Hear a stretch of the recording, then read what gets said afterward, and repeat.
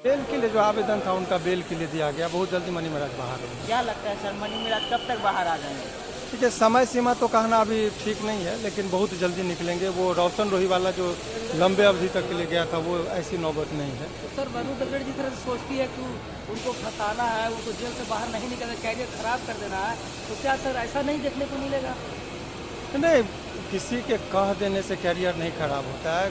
आजकल एक प्रचलन चला है कि मान लीजिए लिविंग रिलेशनशिप में रहे, लड़की वयस्क है, प्यार मोहब्बत करे और लड़का को 3 साल बाद रेप केस में फंसा दे, तो जज साहब भी विदग्ध है। अभी जो जुडिशल मजिस्ट्रेट साहब थे वहाँ पर बहुत एक लाइन में बोले कि इनको एक दिन भी हम जेल में नहीं रखेंगे, डिस्पोजल करना होता, नहीं तो डायरी मांगते हैं, लंबी टाइम लगता है। उन्होंने कहा कि नहीं, ये लड़का निर्दोष है। उनका कमेंट उन्होंने तुरंत आप डिस्ट्रिक्ट जज के पास जाइए, वो बेल देंगे। सर वरुण दगड़ का साथ है हिंदू रक्षा दल का, तो कैसे सर? देखिए, जाति और धर्म के टिप्पणी से नहीं, कोर्ट अपने कानून पर चलता है।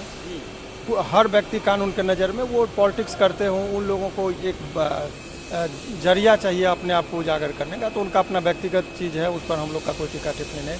वकील का काम होता है कानून के दृष्टिकोण से देखना। वरुण दगड़ ने जो मामला रखा है, एफआईआर में एफआईआर ही फॉल्स है, वो सारी चीज़ें आ गई। 3 साल पहले की घटना है, वो लड़की रह रही है, दिल्ली की है, घटना मुजफ्फरपुर की है, केस किया गया है उत्तर प्रदेश में। आखिर की घटना एक ही दिन बताती है कि 14/4/2022 की घटना है।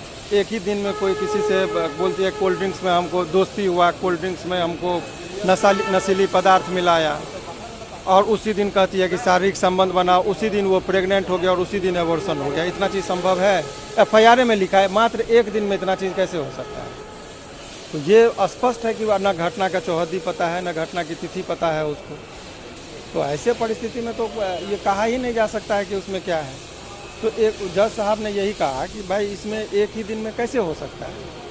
एक ही दिन में उसकी घटना की तिथि, एक ही घटना। देखिए, फिर से मैं रिपीट कर रहा हूँ, एफआईआर के साथ भी जब ऑफिस में आएंगे मैं पूरा डिटेल बताऊँगा।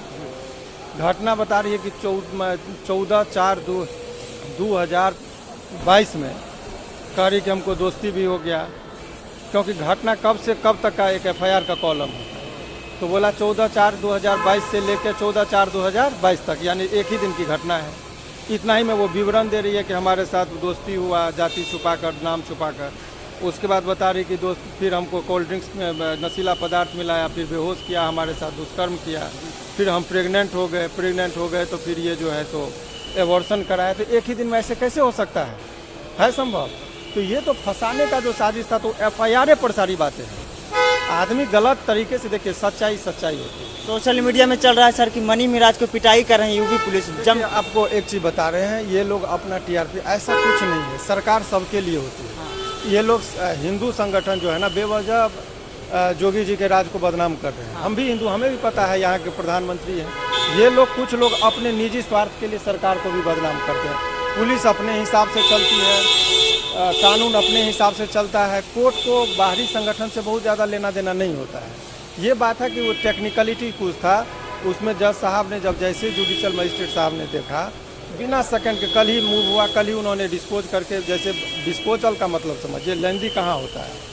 लेंदी होता है कि वो डायरी मांगते, विवरण देखते। जज साहब ने कहा स्पष्ट देखने से ही लगता, चूंकि जुडिशल मजिस्ट्रेट को 376 में पावर नहीं होता है बेल देने का, इसीलिए अपने से ऊपर वो फाइल को बढ़ाते। सेम डे उन्होंने कल ही बेल फाइल हुआ, कल ही उन्होंने डिस्पोज कर दिया। मनी महाराज के जो फैंस हैं उन लोगों को क्या कुछ कहिएगा? देखिए, उनके फैंस के बारे में हम क्या बोल सकते हैं? वो छूटेगा, क्योंकि कोई भी नोट कली में केवल मनी महाराज का नहीं, आज के डेट में जेल में जब जाए